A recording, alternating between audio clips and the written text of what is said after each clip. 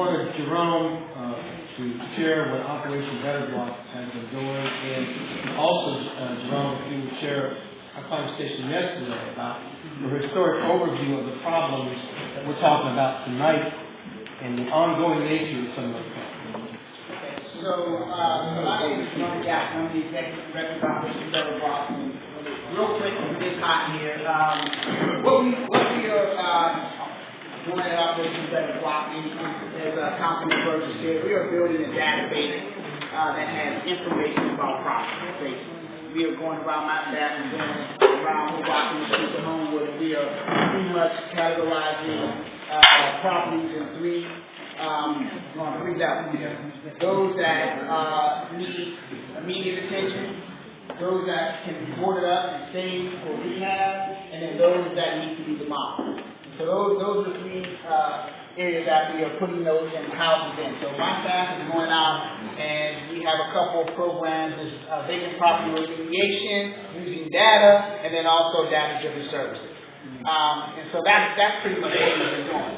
What I spoke with Tim about was sort of what Reverend Burgess. I'm like everyone else. Tearing down homes is a big issue.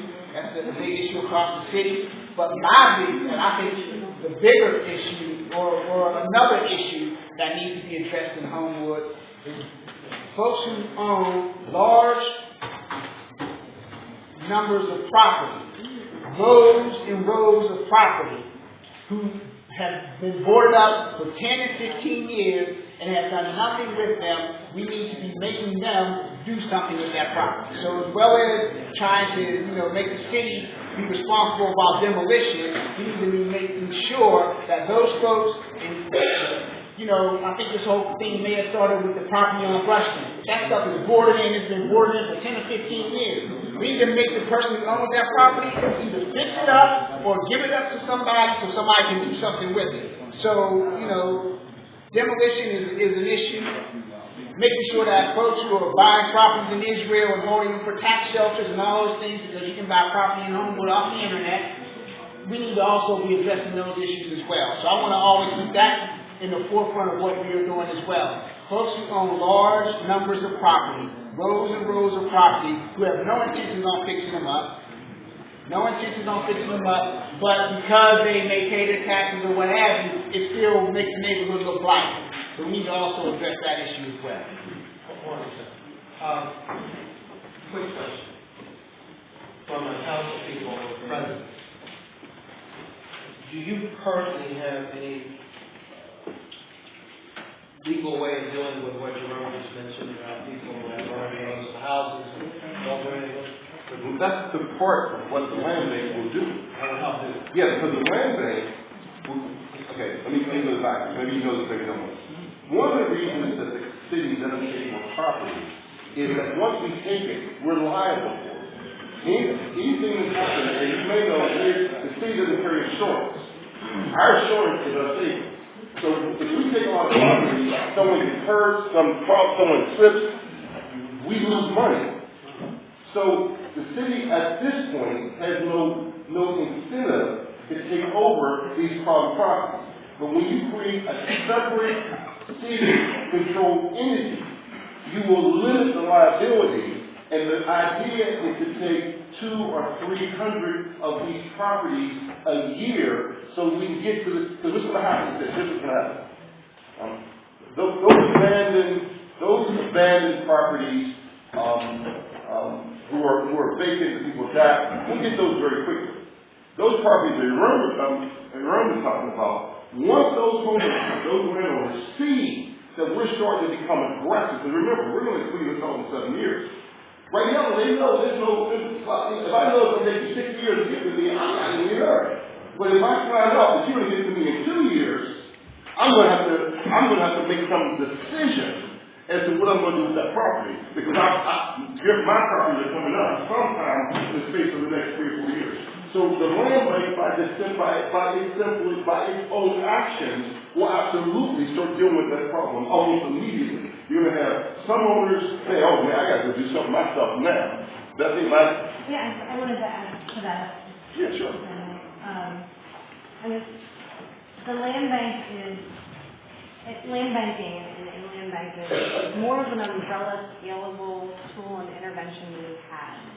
It's also not the silver bullet. It's not going to solve every problem because, as you mentioned, we're going to get to a lot of the properties, but there's still some that we're not going to be able to get to. So there are other sort of more surgical components, and one of which that the city has explored in the last couple of years, but also that the state enabled us to do, is something called private asset attachment, where in the past, if you were not just cited, but lien for a code violation, a demolition, different things, it attached to the property and saved the land, and further put that land sort of underwater, and further drug it down, and made the likelihood of anyone, the economics of it, or anyone ever being able to turn it around less and less likely.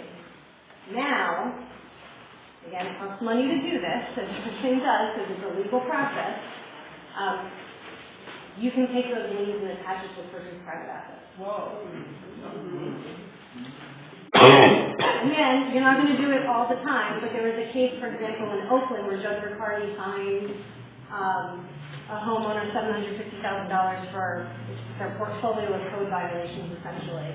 Whether that person pays or settles or what they do, can you imagine if you were able to attach something to that? Now you could go after what would essentially attach to their private individual, their credit, would drag down their credit score, their ability to get financing on future things. So again, you want to be careful when you do it. You don't want to do it for everyone because other people are already financially struggling, but there are those that aren't, that are taking advantage of it. If you don't buy an LLC, you're still screwed, or you can still start a corporate, right? You can go after the owners of the corporation. Yeah. So is this part of the nuisance list? No, it's not part of it's part of the state nuisance bill, but not the local disruptive property. So does the local entity actually have nuisance citation ability that can address the issues that Brother Jackson's talking about? It's the local entity.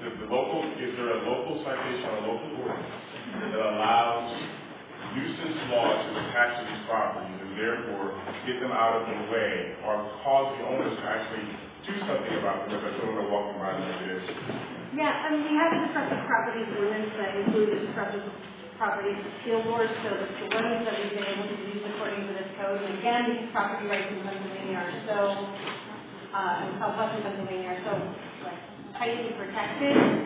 By the time this bill passed in 2007, I believe, there have been so many amendments to it, so many steps added in the process, which include 3 violations within 360 days of the same violation, and then an appeals process.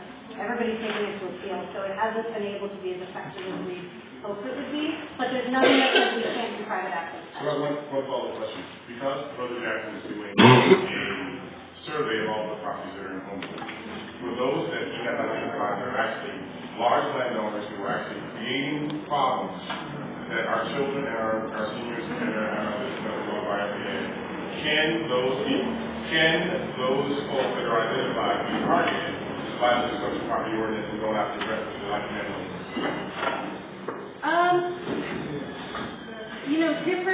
Different communities have done this differently. I think from a legislation perspective, yes. Different communities have created, like Oakland with Oak Lodge, the Boonville Garden Corporation does different, they have a public safety task force that takes on code.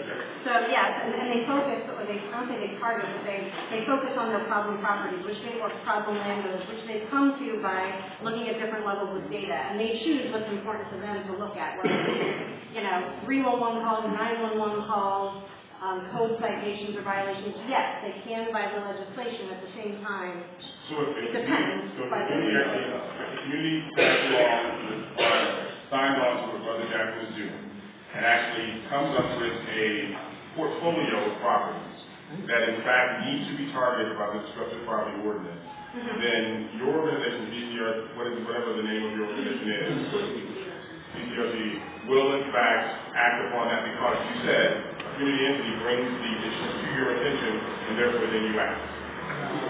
Who is acting? The city council or who is that? Who is the disruptive properties is it's one piece of the puzzle, right? It's one tool in the sort of larger toolbox. Disruptive properties is there's citable offenses by BPI and the inspectors, or, you know, the company inspectors, depends, there's a menu of 12 to 15 applicable violations, which include drugs, noise, animals, trash, weeds. I mean, there's about 12 to 15, but it depends on who's able to issue that citation, so which department, which agency, which bureau. So it's not that a nonprofit would do it. A nonprofit or a neighbor or resident, somebody could call these entities and ask. Let me just, the city would do, yes. Yeah, so basically, to answer your question, my understanding is, I think the right one is the city would have to. The land bank is not an enforcement agency, nor do they have the power of criminal code or building code. I'm speaking of the other entity, the other word that you spoke about. The city. So if we call the city and had the city repeatedly cite this individual, then based upon these 12 to 15 or citations that you said, or this range of violations, The city would go to court and assess. The case in Oakland, the $750,000 case, I mean, that was me and my staff. I mean, it just kept going back until finally the judge got so sick of us that he put $750,000. That woman came to see me personally. She was, you know, just being in Pittsburgh, I dated her daughter in college. Why did you do that? So the thing is, you know, but that's only like one case here and one case there. It doesn't happen over and over, but it becomes the most egregious one. Like Reverend Burgess said, you start making that the case, then the other landlords around start thinking twice. This is the question that